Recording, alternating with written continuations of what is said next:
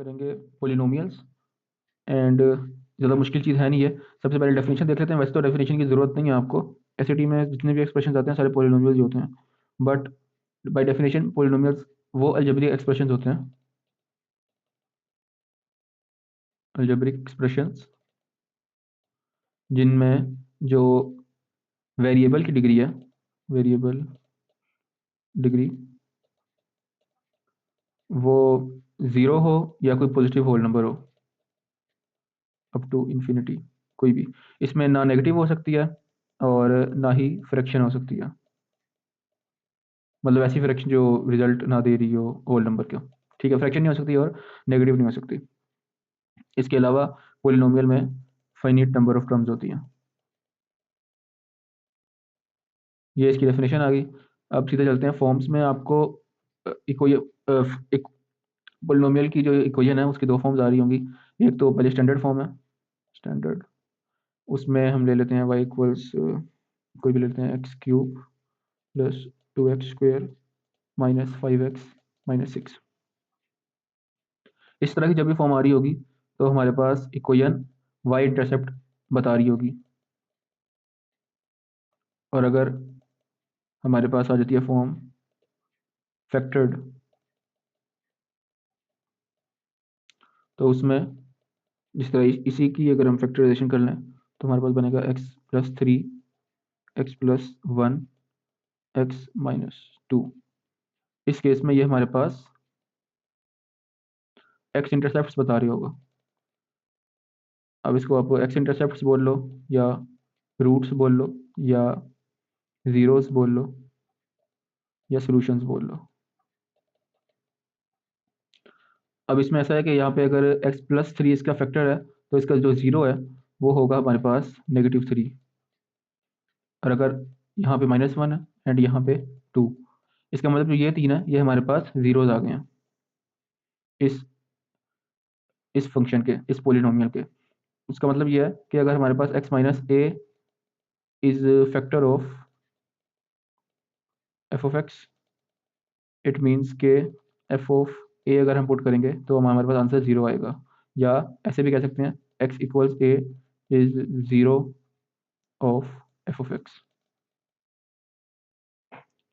ठीक है जी। इसके अलावा हम बात करते हैं ग्राफिंग की। ग्राफ में सबसे पहले तो वही चीज़ कि हम यहाँ पे इनपुट्स लेते हैं एंड यहाँ पे आउटपुट्स। हमारे पास जो पोलिनोमियल में सबसे सबसे बड़ी डिग्री का जो वेरिएबल होता है, यानी कि जिस वेरिएबल की डिग्री सबसे हाई होती है, वो डिफाइन करता है कि फंक्शन का बिहेवियर क्या है। तो अब सबसे पहले हम पढ़ेंगे बिहेवियर ऑफ ग्राफ। कौन डिफाइन करेगा? जिस तरह हमारे पास अगर एक है x² प्लस 2x माइनस 1 या माइनस, ठीक है। अब इसमें जो सबसे बड़ी डिग्री का जो है वेरिएबल वो ये है, इसमें डिग्री क्या है 2, तो ये 2 हमारे पास डिफाइन करेगी कि ग्राफ का क्या बिहेवियर होगा। तो जब डिग्री 2 होती है तो हमारे पास ग्राफ पैराबोला बनता है। डिग्री 3 होती है तो ग्राफ हमारे पास थोड़ा इस तरह का बनता है, थोड़ा ज़्यादा कर दिया ऐसे बनता है। तो डिग्री हमारे पास डिफाइन करती है कि ग्राफ का कैसा बिहेवियर होगा। अब लेट्स सपोज डिग्री के अलावा अब जोन सा वेरिएबल की सबसे ज़्यादा डिग्री है उसका कोई ना कोई कोफिशिएंट भी होगा।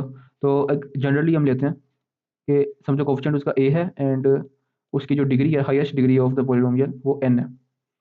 तो अब इसमें ये कैसे डिफाइन करेगा बिहेवियर ऑफ ग्राफ? इसमें a 0 नहीं हो सकता। अगर a 0 हो गया फिर n लार्जेस्ट डिग्री रहेगी नहीं, तो इसलिए a इसमें 0 हो नहीं सकता। अगर तो a 0 से बड़ा है देन हमारे पास x एक्सिस के अलोंग हमारे पास ग्राफ पॉजिटिव इन्फिनिटी को रीच कर रहा होगा।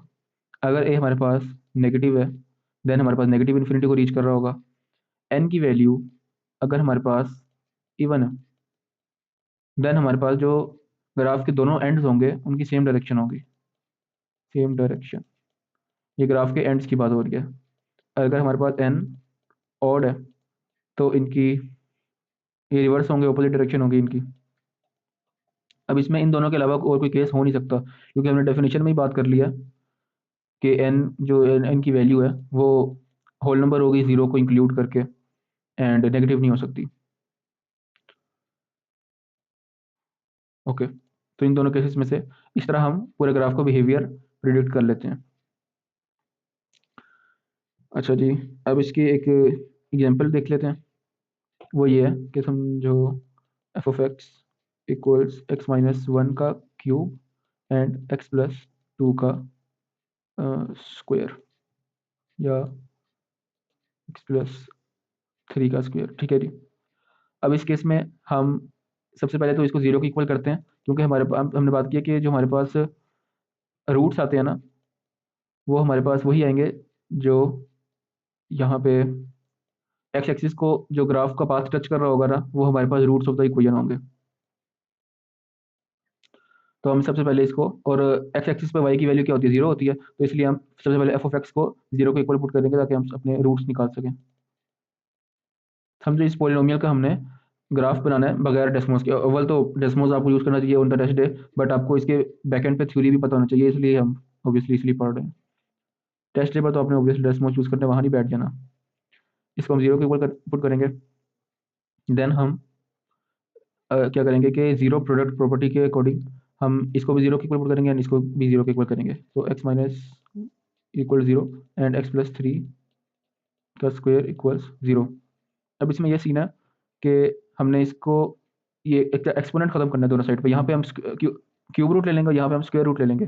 तो बात यह है कि अगर यहाँ पे एक्सपोनेंट हमारे पास कोई भी वैल्यू है, 18 है, 19 है, 20 जो भी है, जितनी बड़ी बड़ी वैल्यू है, जितनी बड़ी छोटी वैल्यू है, तो वो फर्क नहीं पड़ रहा उससे। जो डिग्री के जो ब्रैकेट्स के अंदर है, एंड एंड पे हमारे पास इक्वल टू जीरो करके वही आना है।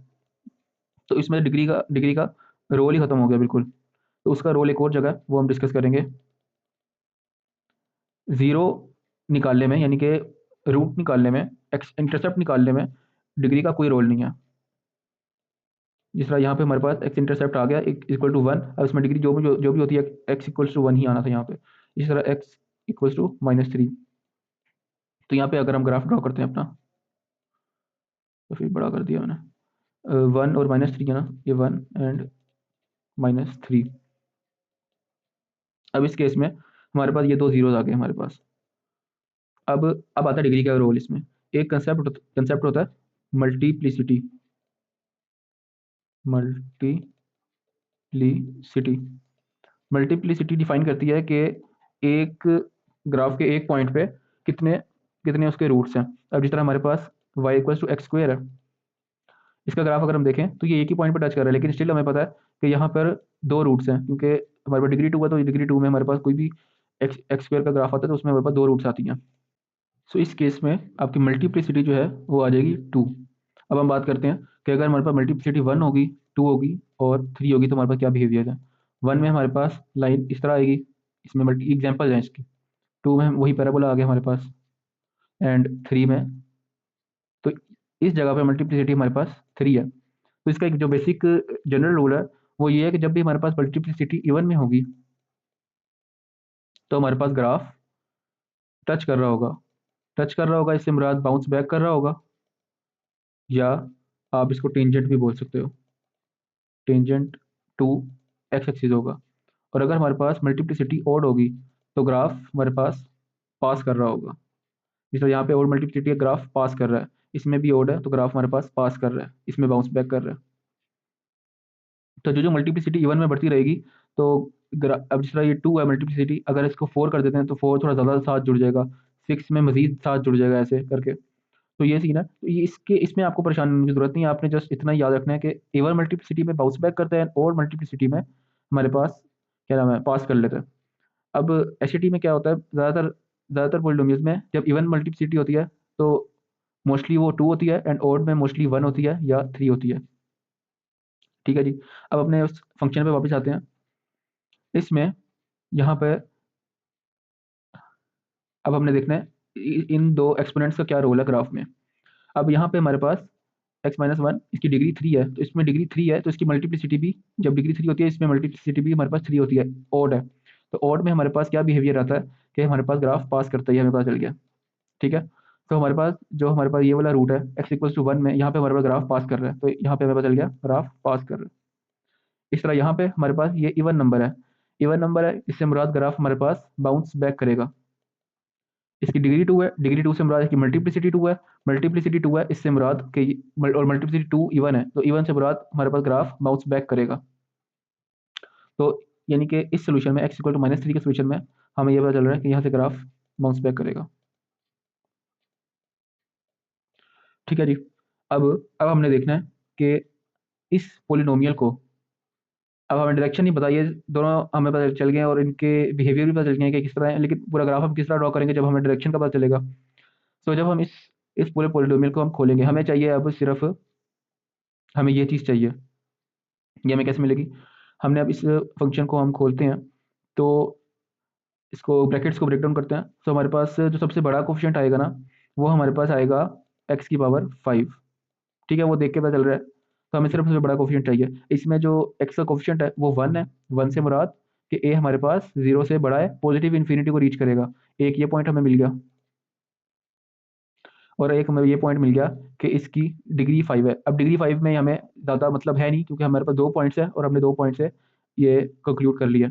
अब डिग्री 5 है, डिग्री 5 यहाँ पे ऑड है, ये ऑड नंबर है, और ऑड नंबर में बात की थी कि n अगर ऑड है तो हमारे पास डायरेक्शन इनकी रिवर्स होंगी। ठीक है जी। तो इससे मुराद हमारे पास डायरेक्शन रिवर्स है। एक तो पॉजिटिव इन्फिनिटी की तरफ जा रहा है, ठीक है, यानी कि जो जो हम यहाँ यहाँ मूव करेंगे ग्राफ ऊपर जाता रहेगा। ठीक है, यानी कि ओवरऑल डायरेक्शन इसकी ये बन रही है। एंड इसकी डिग्री हमारे पास क्या नाम है, ऑड है, तो इसका मतलब एक एंड इसका नीचे होगा और एक एंड इसका ऊपर होगा। ठीक है, यानी कि एक यहाँ से शुरू होकर यहाँ तक जाएगा। अगर हमारे पास डिग्री इवन होती ना इस केस में, तो हमारे पास यहाँ से भी रेज होता और यहाँ से भी रेज होता, लेकिन डिग्री ऑड है, तो हम यहाँ से इसको नीचे कर देते हैं, क्योंकि यहाँ से हम नीचे कर नहीं सकते। उसकी वजह ये है कि यहाँ से अगर नीचे हम करेंगे ना, तो इसका मतलब ग्राफ नीचे की तरफ जा रहा है और नीचे नेगेटिव इन्फिनिटी है, जबकि नेगेटिव इन्फिनिटी नहीं हो सकता, क्योंकि हमारे पास ए की वैल्यू 0 से बड़ी है। ठीक है जी, तो बात की समझ आ गई? लेफ्ट से हमारे पास ग्राफ नीचे है एंड राइट से ऊपर है। तो जस्ट इसको ड्रॉ करते हैं, यहाँ से हम शुरू करते हैं। सो यहाँ पर अब हमारे पास बाउंस बैक होगा, तो हमारे पास इस तरह बाउंस बैक आ गया एंड यहाँ से जस्ट पास करेगा। सो हमारे पास जो ओवरऑल ग्राफ है वो कुछ इस तरह का बन रहा होगा।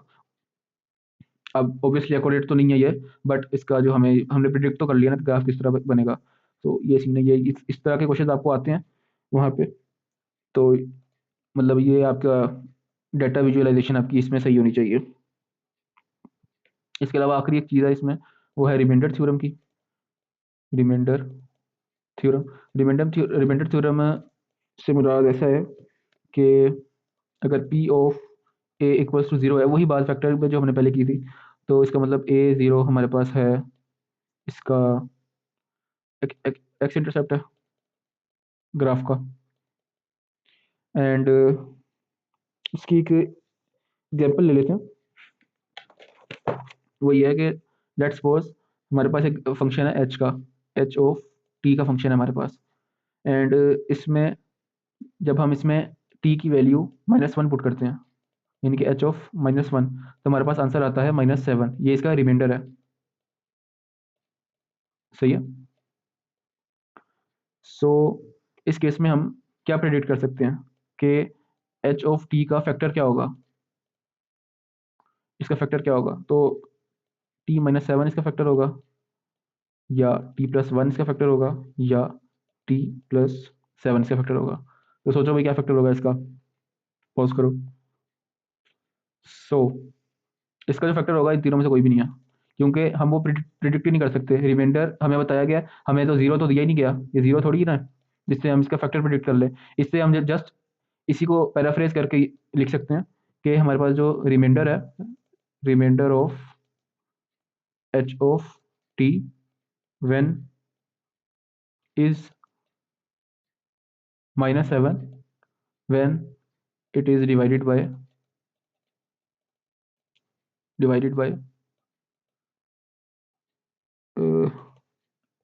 T minus. अब उस केस में ऐसे था ना कि जब हमारे पास ए की वैल्यू कुछ होती थी एंड ए हमारे पास 0 होता था एफ ऑफ एक्स का, तो एक्स माइनस ए हमारे पास फैक्टर होता था। तो जब इसमें हम डिवाइड करेंगे, इसमें -1 पुट किया है, तो एच -1 से, यानी कि टी -1 से, तो ये बन जाएगा हमारे पास t+1। तो हम इसमें जस्ट ये प्रिडिक्ट कर सकते हैं कि जब हम इसको t+1 से डिवाइड करेंगे तो हमारे पास रिमाइंडर ये आएगा। जस्ट ये भाई।